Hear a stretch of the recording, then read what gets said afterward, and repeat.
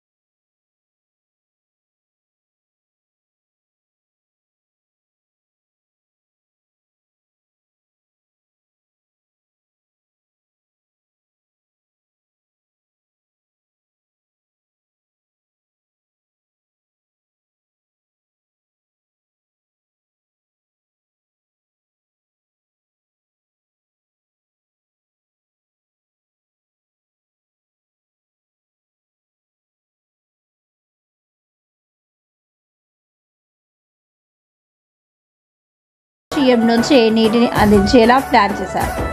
7,37,250 ఎకరాల ఆయకట్టును కూడా స్థిరీకరించి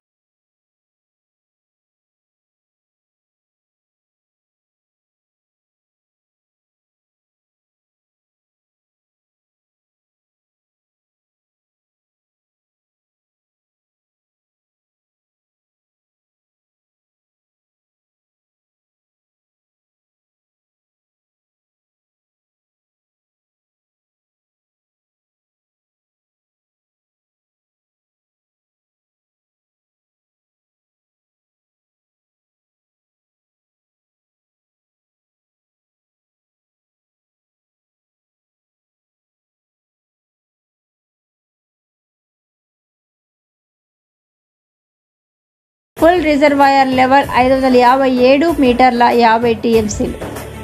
అంచనా వ్యయం 7,000 కోట్ల రూపాయలు. భూసేకరణ 17,871 ఎకరాలు. కట్ట వెడల్పు 440 మీటర్లు. రిజర్వాయర్ కట్ట పొడవు 22.4 కిలోమీటర్లు. 532 మీటర్ల వరకు అంటే 10 టీఎంసీల నీటి నిల్వ. ఇది డెడ్ స్టోరేజ్. సిద్దిపేట జిల్లా తూగుట మండలం మల్లన్న సాగర్ ప్రాజెక్టు వద్ద ఉన్నాం మనం. ఇప్పుడు గతంలో కాకతీయ రాజులు చెరువుల నిర్మాణం చేసిరు, చెరువులను తవ్వించారు అని మనం పుస్తకాల్లో చదవడం తప్ప మనం చూసింది లేదు. ఇక్కడ గొప్ప విషయం ఏంటంటే తెలంగాణ తొలి ముఖ్యమంత్రి కేసీఆర్ గారు ఇక్కడ మల్లన్న సాగర్ కనుక చూసినట్లయితే అద్భుతమైన నిర్మాణం చేశారు. ఎంత ఆయన కష్టం, ఆయన శ్రమ, ఆయన మేధాశక్తి అనేది ఒకసారి కనుక మనం చూసినట్లయితే ఎంత అద్భుతం అంటే అంత అద్భుతం. మరి మన తెలంగాణ రాష్ట్రంలో ఎన్నో చెరువులు ఉన్నాయి. రామప్ప, గణపురం, పాకాల సరస్సులు లాంటి ఎన్నో చెరువులు ఉన్నా కూడా ఈరోజు ఎంత అద్భుతం అయితే ఈ అద్భుతాన్ని అసలు వర్ణాతీతం. తెలంగాణ రాష్ట్రంలో కాళేశ్వరం లాంటి గొప్ప ప్రాజెక్టును నిర్మాణం చేసి తెలంగాణను సస్యశ్యామలం చేసిన కేసీఆర్ గారు ఇక్కడ మల్లన్న సాగర్ ప్రాజెక్ట్ నిర్మాణం చేస్తే దాంతో ఇక నిర్మాణం చేసిన ఈ వాటర్ ద్వారా సిద్దిపేట జిల్లా మొత్తం సస్యశ్యామలంగా మారిందనడంలో ఎలాంటి సందేహం లేదు. మరి తాగునీటి అవసరాలకు, సాగునీటి అవసరాలకు ఈ మల్లన్న సాగర్ ప్రాజెక్టు ఎంతో ఉపయోగపడుతుంది. మరి ఇలాంటి మల్లన్న సాగర్ నిర్మాణం చేసినటువంటి తెలంగాణ తొలి ముఖ్యమంత్రి కేసీఆర్ గారికి ఇక్కడ ఉన్న జనం, ఈ జిల్లా వాసులు వేణుల్లో పోగొడుతున్నారు.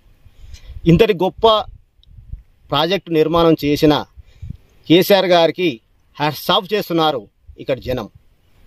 సిద్దిపేట జిల్లా తొగుట మండలం మల్లన్న సాగర్ ప్రాజెక్టు నుంచి మాటు రవీందర్ గౌడ్, RV19 టీవీ.